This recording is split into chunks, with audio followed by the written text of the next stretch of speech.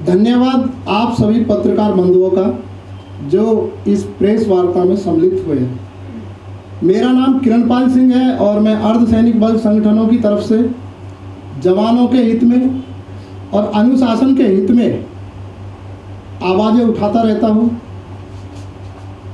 और मैं ये प्रेस वार्ता को शुरू करने से पहले कहना चाहता हूं कि हमारी प्रेस वार्ता में कुछ भी भारत सरकार या सेना के विरुद्ध नहीं है। मेरे साथ में हमारे रिटायर्ड कमांडेंट सूर्य चक्र विजेता श्री वजीर सिंह साहब हैं। मैं अपने आपे में ये गर्व महसूस करता हूं कि मुझे आज इनके साथ बैठकर एक बहुत ही गंभीर मुद्दे पर प्रेस वार्ता करने का मौका मिल रहा है। साथ ही मैं आप सबसे यह सहयोग चाहता हूं कि अर्धसैनिक बल या सेना के जो जवान हैं वो आपकी तरफ काफ़ी उम्मीद लेकर आज ये देख रहे हैं कि अगर मीडिया के बंधु, सोशल मीडिया हो, इलेक्ट्रिक मीडिया हो या प्रिंट मीडिया हो, अगर हमारी आवाज़ सरकार तक पहुंचाएगी तो जो जन सुनवाई केंद्र सरकार ने बनाए हैं उन पर जायज़ सुनवाई होने लगेगी।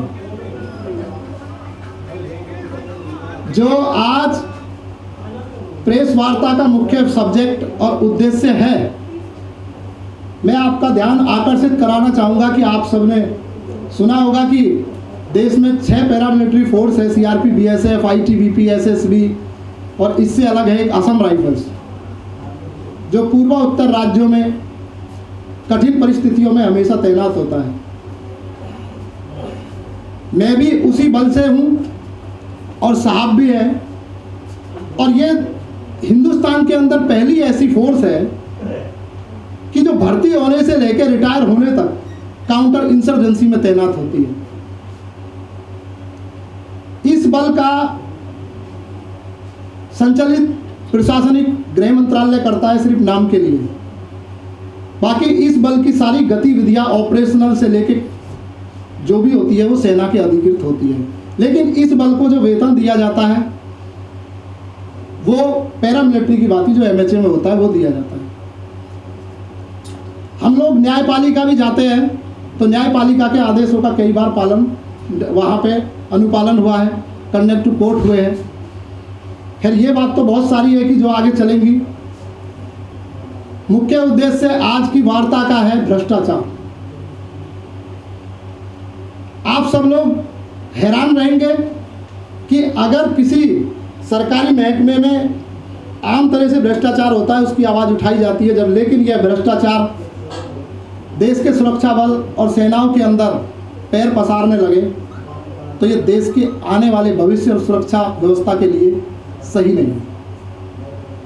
आपको इस पर संपूर्ण सहयोग करना होगा हमारा। और गवर्नमेंट का ये कंसेशन अगर भ्रष्टाचारियों पे रहेगा कि भाई अभी जन सुनवाई हम नहीं करते, अभी मामले को मिला देते हैं, सेना की बदनामी हो जाएगी, दूसरे देश में बदनामी होगी, तो इस पे जो हमारे सेना में या पैरामिलिट्री में जो वरिष्ठ अधिकारी है जिन्होंने अपनी ईमानदारी से काम किया, उनकी प्रतिष्ठा भी दांव पे है। सब लोग एक जैसे नहीं होते, एक या 2 लोग होते हैं कि जो इस तरह का काम करते हैं। हमारे भारत की सेना सर्वश्रेष्ठ सेना है, हम उसका तहे दिल से सम्मान करते हैं और करते रहेंगे। प्रेस वार्ता को शुरू करने से पहले आपने देखा होगा कि आजकल एक वीडियो असम राइफल से सोशल मीडिया पर वायरल है, जिसमें एक वरिष्ठ अधिकारी commandant, second in commandant Shri Om Dutt Sharma ji ने 100 करोड़ से ज़्यादा का भ्रष्टाचार होने का और उसको छुपाने का आरोप सोशल मीडिया पर लगाया है। और उन्होंने जब यह आरोप लगाया है, शिकायतें अपनी विपक्ष के नेता राष्ट्रपति महोदय, प्रधानमंत्री जी, गृह मंत्री जी सबको की है, तो ये और दुर्भाग्य की बात है कि जिस अधिकारी ने इस विषय पर शिकायत की उस अधिकारी को उसके ही घर में बंधक बना दिया गया। किसके इशारे? यहां तक कि उस अधिकारी को बीमार होने के बाद उपचार तक मुहैया नहीं कराया गया। डॉक्टर ने 4 दिन उसको रेफ़र किया कि इनको ले जाइए, इनका इलाज ज़रूरी है, लेकिन असम राइफल्स के लचीले प्रशासन ने अपनी तानाशाही के रवैये से उस अधिकारी को रेफ़र नहीं किया और आज वो अधिकारी बहुत ही गंभीर बीमारी स्थिति में है। मानसिक तनाव भी है। अधिकारी के परिवारजन, उनके बेटे मेरे साथ में हैं, आए, इन्होंने बोला कि भाई हमारी आप आ जाइए, आप हमारी आप बात को बताइए। हमने अपने वरिष्ठ अधिकारी महोदय से सलाह ली कि सब क्या किया जाए। मैंने संबंधित विषय पर 5 तारीख को गृह मंत्री जी अमित शाह जी को जानकारी दी थी। उन्होंने इस पर क्या कार्रवाई की है मुझे पता नहीं। इससे पहले भी मैं जब यह विषय उठाता तो जी किशन रेड्डी जी से मेरी फ़ोन पर भी बात हुई और मैंने उनको बोला भी था, लेकिन उसके बीच में भी अधिकारी को कोई भी संरक्षण प्राप्त नहीं हुआ।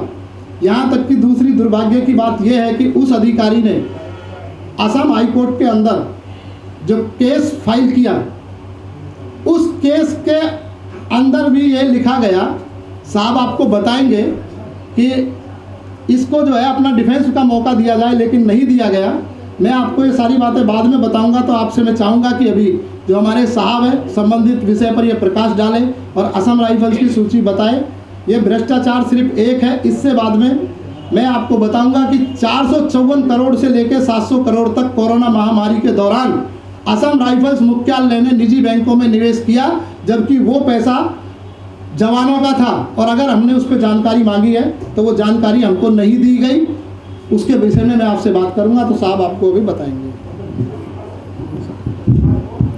आवाज़ आ रही है? पत्रकार बंधुओं, बैठी हुई मेरी बहनें, सबको नमस्कार, जय हिंद और सलाम वालेकुम। जैसे कृपाल ने बताया, मैं 39 इयर्स सर्विस करके असम राइफल से रिटायर हुआ हूँ और हर छोटी बड़ी प्रॉब्लम जितनी भी है मेरे नॉलेज में है, मैं जानता हूँ। क्योंकि 39 ईयर यहाँ पे पत्रकार बंधु बैठे, उनकी उम्र भी नहीं होगी, 30 साल में उस फोर्स में सर्विस करके आया हूँ। आज हमारे जो गंभीर मुद्दा हमने उठाया है कि ड्यूल कमांड का मतलब होता है डबल कमांड, 2 आदमी की कमांड। ऑपरेशन हमसे आर्मी एमओडी करवाती है, आर्मी जैसा सारा ऑपरेशन हम करते हैं, लेकिन पे हमको कौन देता है? एमएचए। वो जब पे देता है तो हमको सिविल पुलिस जैसे हमको पे का पकड़ा देता है। तो ये बहुत गंभीर विषय है, क्योंकि हम जैसे सीनियर हैं जिनकी पेंशन भी अच्छी है, वो उनका काम चलता है, लेकिन वो जो गरीब सिपाही है उसकी पेंशन थोड़ी है। और एक बात और आपको बता दो, 2004 के बाद तो पेंशन ही नहीं है हमारे जवानों की। 2004 के बाद पेंशन नहीं है। आज ज़माने में देखो, हर किसान को पेंशन, सबको पेंशन, इसको पेंशन, उसको पेंशन। हमारे जवान गोली के सामने खड़े हैं तो उनको पेंशन नहीं है। तो मेरा आप लोगों से निवेदन है कि आप ये मुद्दा उठाइए मीडिया में कि हमारे जवानों को पुरानी पेंशन स्कीम मिलनी चाहिए। दूसरी बात मैं आपको बताऊँ, डबल कमांड की जो कहानी मैंने बताई है, सेम मैं एक ऑफिस में बैठता हूँ, वहाँ पे आर्मी अफसर बैठता है, साथ में बैठता हूँ, मैं सीनियर हूँ, वो मेरे से नीचे होता है, तो भी क्या होता है कि उसको पूरा वो मिलता है पे एंड अलाउंसेस। लेकिन जब पे का नंबर आता था, हम लोग को क्या होता है, हमारा वेलफेयर, बोले तुम्हारा वेलफेयर एमएचए देखता है। तो हमारा जो हालत आज है वो एक कोलू के बैल जैसी है। कोलू का बैल समझते हो, काम करने वाला कोई ले जाता है घर से, कभी मेरे को दे मैंने काम कराना है, तो वो काम करा के वापस आ जाता। जो मालिक वो सोचा भाई इसको तो उसने खाना खिला दिया होगा, लेकिन वो बेचारा भूखा रहता है। तो हमारा हाल ये है, आर्मी के अंडर हम जब से मैं पैदा हुआ, जब से भर्ती हुआ, आर्मी के अंडर हमने काम किया है, लेकिन जब पेंशन के हिसाब से जब पैसे तो बोला भाई एमएचए, वो फिर क्या होता है कि पे से न हमको एमएचए वाले जो सीपीएफ को लागू है वो मिलते हैं, और आर्मी के तो मिलने का सवाल ही नहीं उठता है। तो ये हमारी बहुत बड़ी पीड़ा। हमारे जवान बहुत, जवान तो क्या है, जवान तो जितना ऑर्डर दोगे उतना उसको वो काम करेगा। लेकिन जैसा काम आप ले रहे हो, अगर आर्मी का काम हमसे ले रहे हो तो पैसा हमको उसका हमारे काम का दीजिए, हमको आर्मी का पे दीजिए। और हमारी एक मुख्य डिमांड है भाई, ट्रेवल कमांड को ख़त्म करो, हमको एमओडी में ले जाओ। ये जो एमओडी में जाएगा तो हमारा सब ठीक हो जाएगा। ये जो ड्यूल कमांड है, इसी के कारण ये भ्रष्टाचार होता है, उत्पन्न होता है। ये एक दूसरे के सहपूरक है, इसी से मिलती जुलती चीज़ है ये। इसके बगैर भ्रष्टाचार नहीं होता। अभी यहाँ से पैसा गया, बजट गया तो एमएचए ने बजट कर दिया, वहाँ पे क्या होगा, जो ऑपरेशन करते हैं लोग वो अपना हिसाब से करते हैं और बाद में आप हिसाब मांगोगे तो हिसाब भी नहीं है। तो कहने का मतलब क्या है कि पैसा भी नहीं मिलेगा और हमसे काम लिए जाओगे, तो ये तो गलत बात है। हमारा हक बनता है, तो सुप्रीम कोर्ट बोलती है, फंडामेंटल राइट भी ये बोलता है जो जितना काम करते हैं उसका पैसा मिलना चाहिए। हम काम आर्मी का करते हो, हमको पे आर्मी की मिलनी चाहिए। दूसरा मैं आपको एक और बात बता दूँ, 86 तक, ये तो बहुत छोटे इनको पता नहीं है, 86 तक हमको आर्मी का पे मिलता था और सेम प्रमोशन मिलता था, सेम सारे रैंक हमारे होते थे। इवन तो मैं आर्मी से ट्रेंड हूँ, आर्मी एकेडमी से आया हूँ, हमारे जवान आर्मी एकेडमी में आते हैं, हमारे जेसीओ आते हैं। तो अगर हम आर्मी का पूरा काम करते हैं तो एमओटी को हमको लेने में दिक्कत होनी भी नहीं चाहिए और हमको भी प्रॉब्लम नहीं होगी। भाई एक जब एक कंट्रोल रहेगा, एमओटी का रहेगा तो हमारा चीज़ हो जाएगा। अभी 2 कंट्रोल है, एमएचए को कोई पता नहीं है, उसकी पॉलिसी जो भेजती है वो मानी नहीं जाती है, तो हमको कुछ नहीं मिलता भाई, सीधी सी बात है। हमको परेशानी है। नहीं तो मैं ये काम मैं तो वैसे बीमार हूँ, मेरे पैर टूटा हुआ है, बहुत मीडिया भाइयों को पता है, मैंने दिखाया प्लेट सिटी के उससे आया हूँ। तो कहानी का मतलब ये है, इसी चक्कर में हमारे जवान की प्रताड़ना होती है, रात दिन उनके बैठ रहती है। काम तो करते हैं भाई, काम करते हैं तो उसको पैसा भी वही दीजिए ना आप, या इसमें कोई गलत बात है? अगर जो हम काम आर्मी कर रहे हैं तो हमको आर्मी की पे दो आप, हम मना नहीं करते काम के लिए। हम एमओडी में जाने के लिए हैं, इसके लिए हमने केस भी कर रखा है कोर्ट में, लेकिन सुनवाई होती नहीं। 4 साल गुजर गए, कोई नहीं सुनता है, कभी किसका बहाना कभी समय चलता रहता है। तो वो कहने का मतलब है कि ड्यूल कमांड जब तक रहेगा हमारा भ्रष्टाचार होता रहेगा। तो हम ये नहीं बोलते अब भाई हमको ये तो हमको एमओडी में ले लो और हम हमारे से काम कराओ, कितना भी कराओ, रात दिन कराओ, हम मना नहीं करते। अभी काम आर्मी का कराओगे और हमको पैसा दोगे आप सिविल पुलिस का, वो भी सब सीआरपी से भी नीचे देते हैं। मैं आपको बताऊंगा तो ताजुब हो जाओगे। एक अपग्रेडेशन होता है, अगर मान लिया ऊपर आपको प्रमोशन की वैकेंसी नहीं है तो आपको नॉन फंक्शनल फाइनेंशियल ग्रेड मिलता है।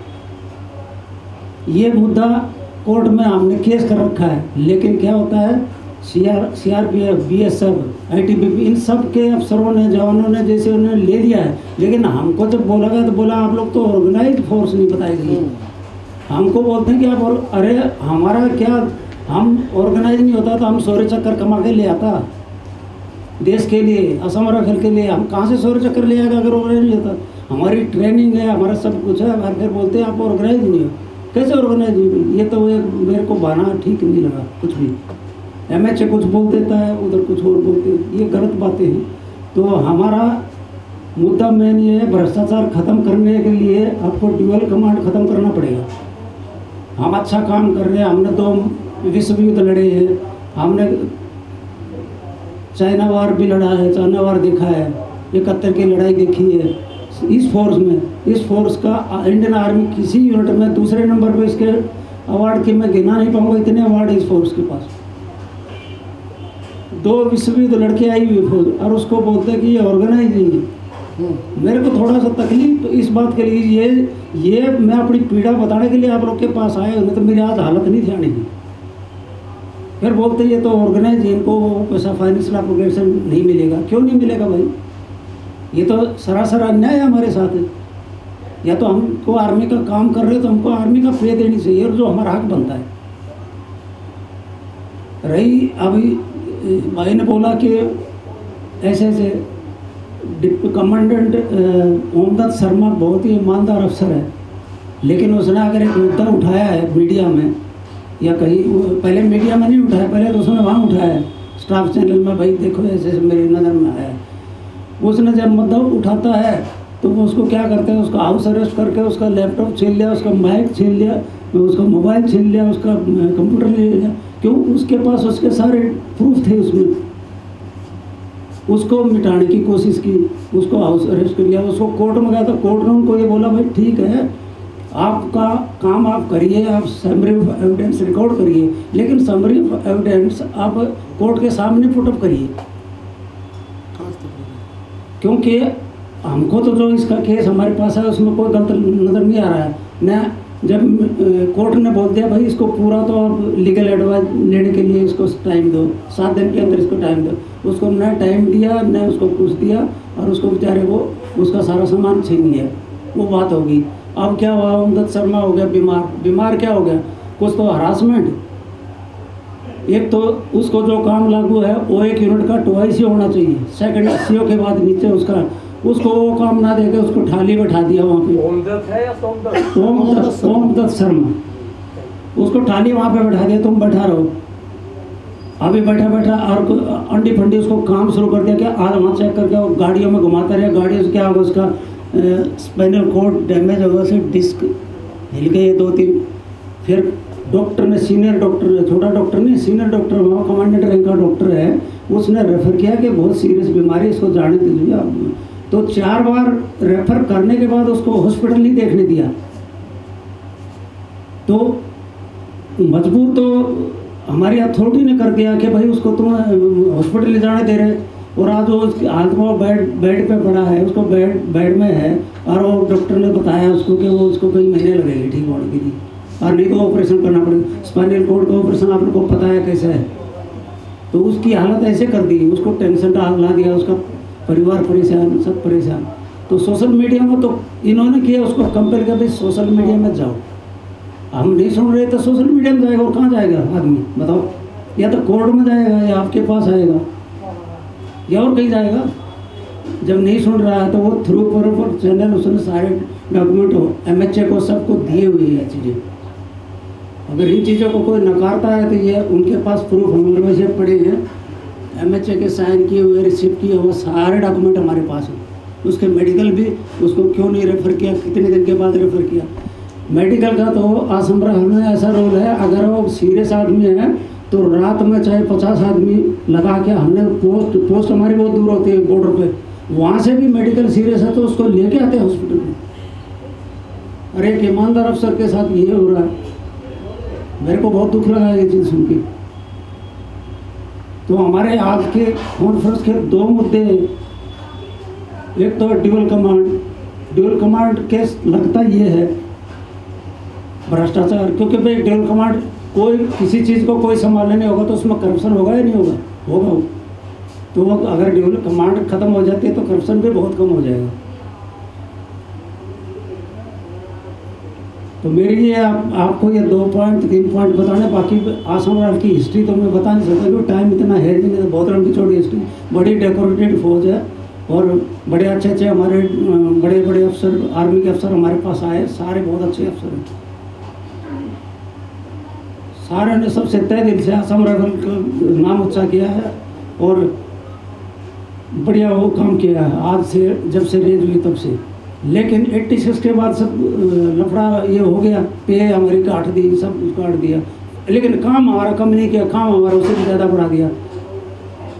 आज आर्मी को जरूरत पड़ती है तो हमको सर्टिफिकेट भेज देता। अभी हमारी एक रोड वहाँ गई थी जेड के, वो वहाँ गई, तो हम हर जगह जाते हैं, काम तो हम सारे आर्मी करते हैं, लेकिन पे जब देंगे हमको तो बोलेगा भाई आपका तो पुलिस का पे।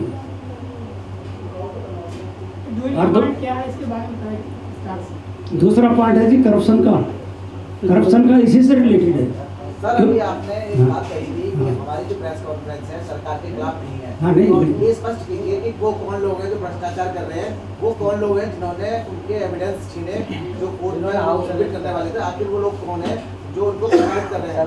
वो देखो मैं बताऊँ, हम भ्रष्टाचार के खिलाफ है, न सरकार के खिलाफ है, न आर्मी के खिलाफ है, लेकिन वहाँ पे 2-4 आदमी में है तो उनके नाम जानते नहीं, सेक्टर हेडक्वार्टर में है जो ये काम हुआ है, अधिकारी हैं, वो बड़े बड़े अधिकारियों के नाम हम जानते नहीं, वो सेक्टर कमांडर भी हैं, सेक्टर का डीआईसी भी हैं, वो सारे हैं लोग, नाम हमको नहीं पता।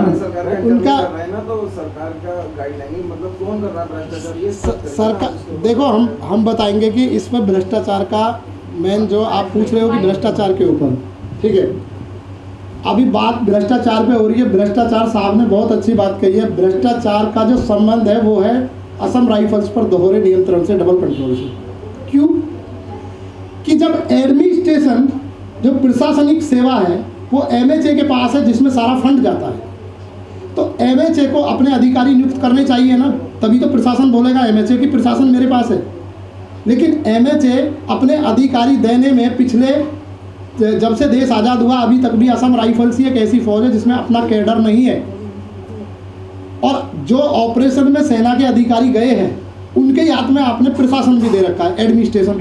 तो पहले तो एमएचए इसको सुनिश्चित करे, अगर भाई आपने उनको ही प्रशासन दिया हुआ है, उनको या उन्हें ऑपरेशन दिया है, तो जवान आपने रखे हैं सिर्फ काम के लिए, उनका अधिकार कौन देगा? अब भ्रष्टाचार की बात आती है कि अब मैं आपका प्रकाश डालूंगा ओमदत्त शर्मा जी के जो फिजिकली ग्राउंड में जो भ्रष्टाचार के क्वेश्चन मार्क हुए, ये 100 करोड़ से ज़्यादा का भ्रष्टाचार किन लोगों ने किया, आपको आप जानकारी चाहते हैं? इस जानकारी को स्वयं वो अधिकारी दे सकते हैं, और उन्होंने यही पक्ष मांगा है कि इस पे एक निष्पक्ष जांच कमेटी बना के गृह मंत्रालय और रक्षा मंत्रालय अब सुनिश्चित कराए।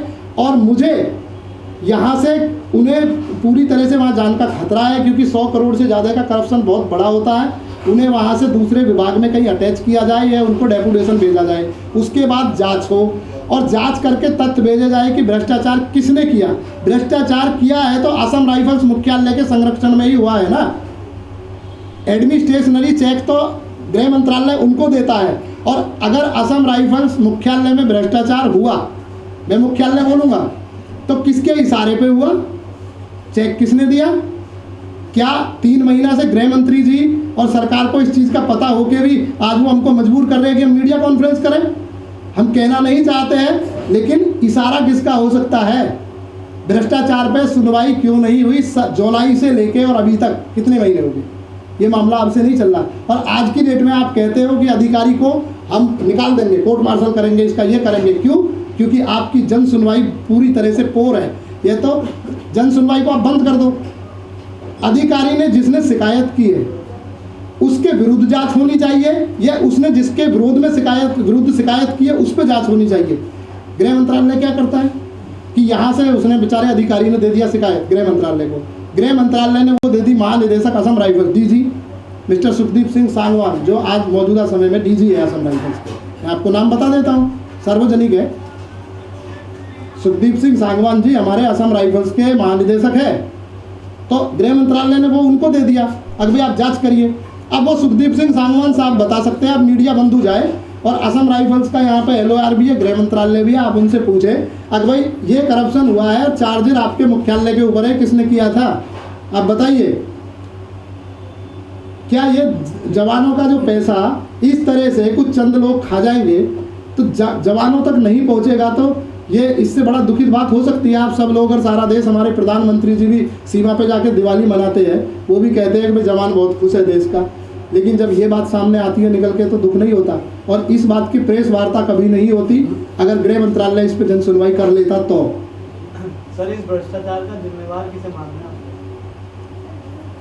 इस भ्रष्टाचार का जिम्मेवार आ रहे सेना के लोग हैं? नहीं, मैं आपने ठीक पर्सन पूछा, मैं उसको बता दूँ। भ्रष्टाचार का जिम्मेवार हमारा सिस्टम है, मतलब सरकार है, हमारा सिस्टम है। हम सरकार को नहीं कहेंगे, हमारा जो सिस्टम बना रखा है ना, सिस्टम तो सर सरकार बना रही है। वह ड्यूअल कमांड का जो हमारा सिस्टम है ना, उसी के कारण भ्रष्टाचार। अगर आप MOD में रख दो इसको, भ्रष्टाचार नहीं होगा। तो आप सरकार से मांग क्यों नहीं करते कि ड्यूअल कमांड खत्म करने के लिए हम कोर्ट में गए हुए हैं, इसलिए आपसे हम बता रहे हैं, हम कोर्ट में जा चुके हैं इस चीज़ को, लेकिन सुना ही नहीं होता है। ये अभी हो रहा है या पहले भी हुआ? क्या जो हो रहा है ये भ्रष्टाचार? जी देखो होता होगा, लेकिन इतने बड़े स्केल पर नहीं होगा। अच्छा, आप कोर्ट गए थे तो वहाँ से कुछ ऑर्डर वगैरह हुआ है? कोर्ट ने अभी 12 फरवरी कोर्ट में लगी है जन सुनवाई, लेकिन कोर्ट ने मैं एक बात बोला है कि मैं आपको एक कॉपी भी दे दूंगा यहाँ के कोर्ट के ऑर्डर की भी, कोर्ट में क्या होता है कि अब मैं आपको ये बता देना चाहता हूँ कि असम राइफल्स को 1972 में 1972 में भारत सरकार ने एक पॉलिसी बनाई थी कि भाई इसका अपना सब कुछ किया जाए, कैडर वगैरह मेरे पास है ये डॉक्यूमेंट, ये है। ठीक है। 1972 में सरकार जो है ये पॉलिसी बना चुकी है, ऑलरेडी विधेयक पास कर चुकी है, लेकिन भारत सरकार ने आज तक भी असम राइफल्स में ये 1972 का जो विधेयक है लागू नहीं किया। और इसमें एक फर्जी तरीके से किसी जॉइंट सेक्रेटरी से किसी से कह के इन्होंने एक अस्थायी रूल बना लिए, कोर्ट में इन्होंने सबमिट कर दिए कि भाई इसमें ना कैडर बनाया जा सकता है ना कुछ, और इसमें सेना के अधिकारियों की डेपुटेशन 80% अनिवार्य है। अब जो 80% अनिवार्य है उनकी, उसमें जवानों का क्या घाटा है? जवानों का जो 20% सूबेदार मेजर के ऊपर प्रमोशन होना है उसको असिस्टेंट कमांडेंट हमारे जेसीओ को नहीं बनाया जाता। उसमें क्या होता है कि सेना के मेजर और कैप्टन को डेपुटेशन पे बुला लेते हैं, और सिस्टम में जवाबदार है गृह मंत्रालय।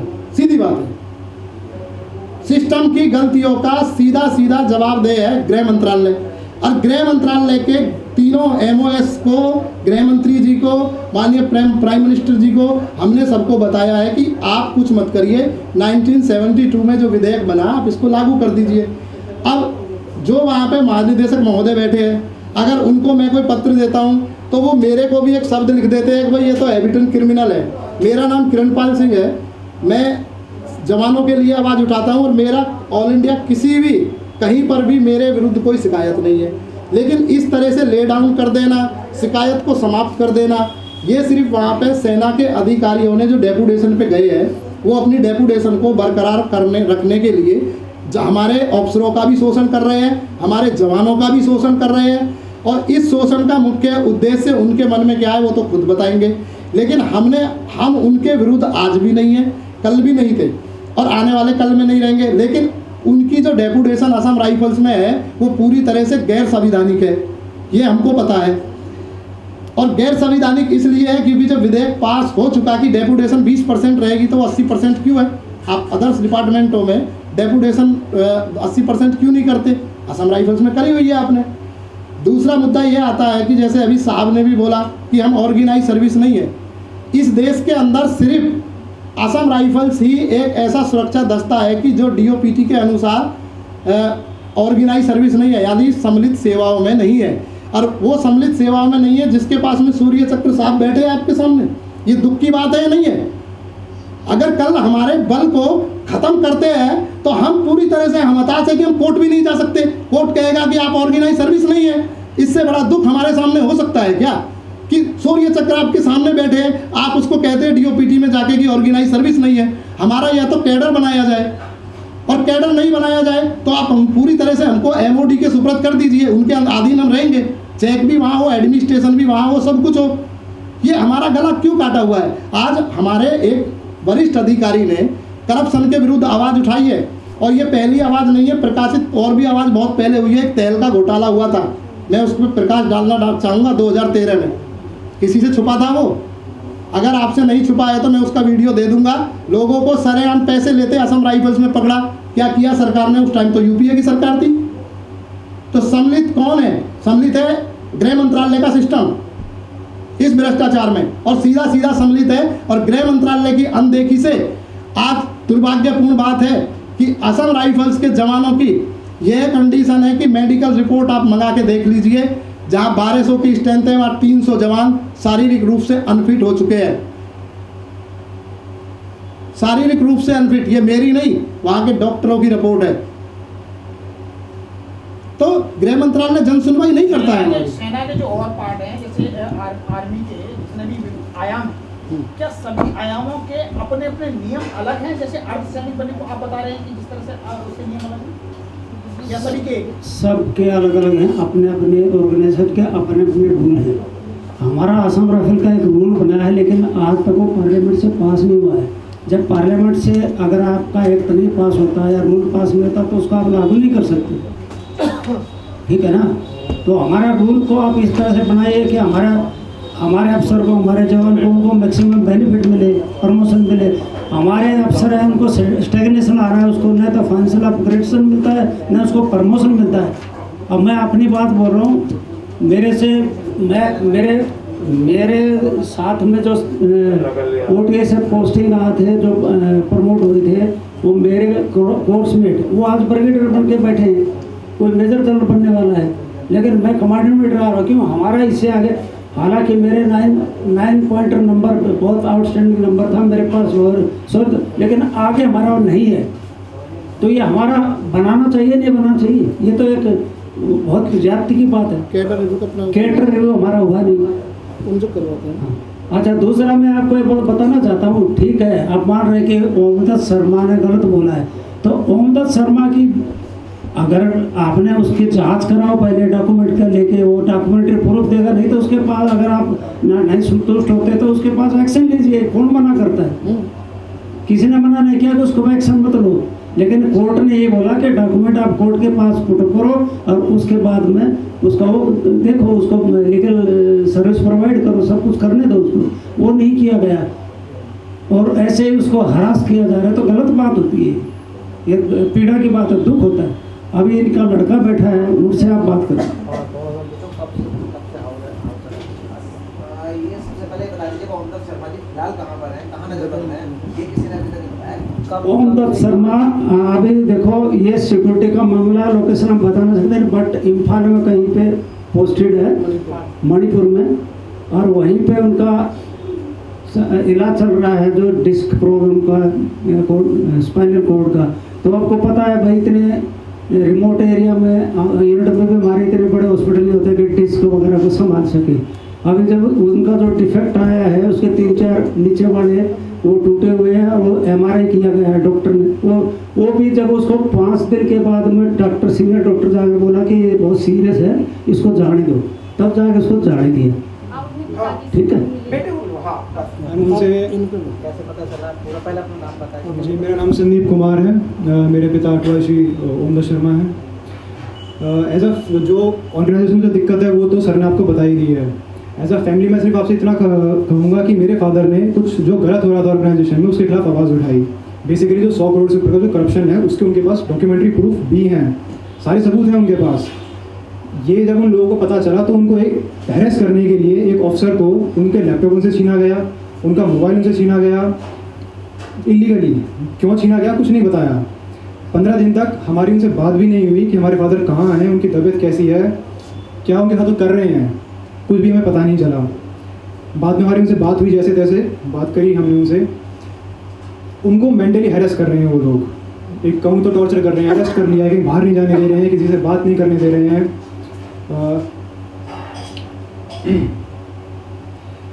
15 दिन तक बात हमारी उनसे हुई नहीं, और कुछ दिन बाद जब हमारी बात हुई उनसे तो उनकी तबीयत काफ़ी बिगड़ चुकी थी।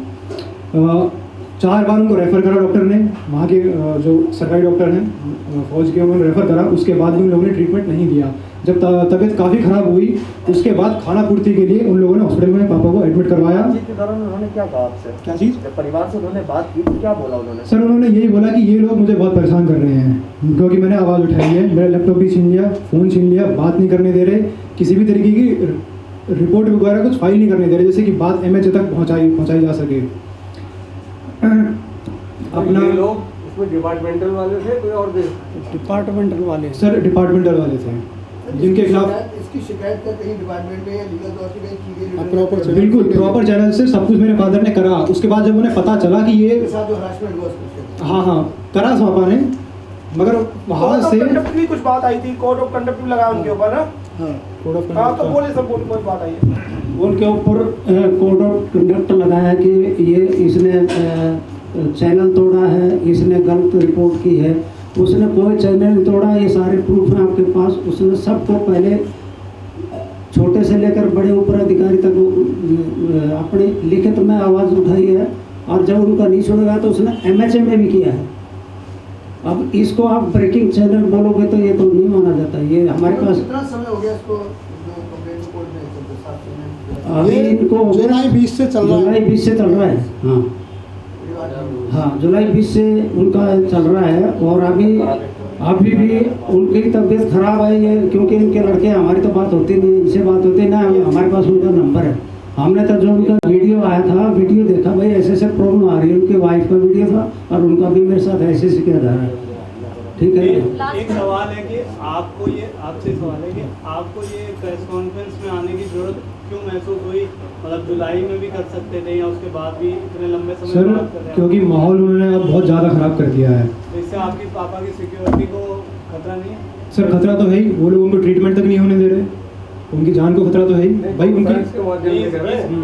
कॉन्फ्रेंस का जब मैसेज जाएगा वहाँ तक और देश में जाएगा तब आपको लगता है सर हम तो चाहते हैं कि बात लोगों को पता चले, ऐसा कर रहे हैं वो लोग, प्रॉपर चैनल से सब कुछ।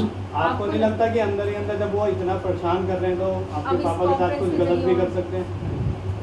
सर अब कोई कमी तो उन्होंने छोड़ी नहीं है परेशान करने के लिए, अब हमें आवाज़ तो उठानी पड़ेगी, कुछ ना कुछ तो करना ही पड़ेगा, क्योंकि इंटरनली वो लोग चीज़ को बाहर नहीं जाने दे रहे, बाहर ज़्यादा पता नहीं लगने दे रहे चीज़ों को, इंक्वायरी नहीं थर्ड पार्टी से नहीं हो पा रही है। अच्छा, इस दौरान कभी आपका मिलने नहीं गया पापा के तरफ? नहीं सर, मिलना हो रहा है, जुलाई से हुआ है केस ये।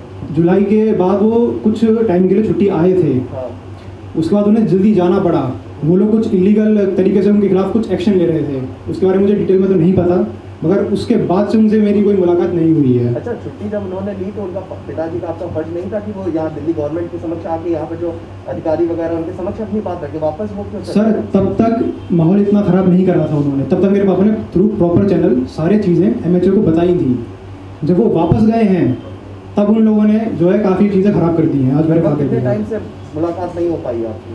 सर आप यूँ लगा लीजिए करीब 7-8 महीने तो हो ही गए होंगे, इतना तो टाइम हो ही गया होगा उन्हें। आप लोगों ने प्रयास नहीं किया उन तक पहुँचने का? सर वहाँ पे हम लोग वहाँ जा नहीं सकते, हमें एकदम इंटीरियर में है वो इलाका, कभी कभार उनसे फ़ोन पे हमारी बात हो जाती है, तो उसी से थोड़ा सा एक संतुष्टि है कि हाँ ठीक है बात थोड़ी बहुत हो रही है। डिपार्टमेंट साहब ने इस बंदे ने कोई डिमांड की कि इनका ट्रीटमेंट और भी होना चाहिए, या हमें मिलने दिया जाए, कोई रिटर्न पेपर या ऐसा कुछ?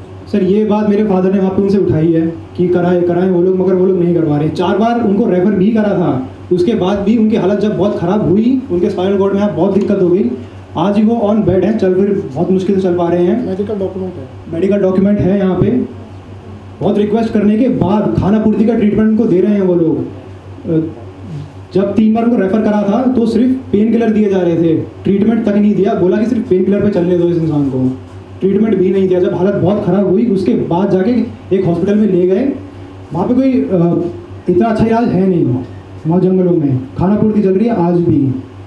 तो यही मैं कहना चाहता हूँ एज अ फैमिली की मेरे फादर को प्रॉपर ट्रीटमेंट तो दें, कम से कम अपना जो इंक्वायरी है थर्ड पार्टी से करवाएं, जिससे कि जो सबूत मेरे फादर के पास हैं उसके ऊपर एक्शन लिया जा सके।